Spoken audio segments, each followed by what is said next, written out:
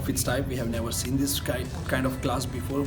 People from multiple industries were here. They share their thoughts, experience. It's a great class.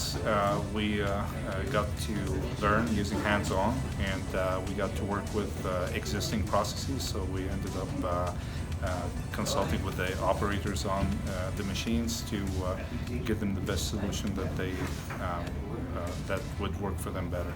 So in this case, we cannot go wrong. It's learning curve, and as we continue to learn with Flexpipe, we will get better and better, and we'll be, ahead of our competition.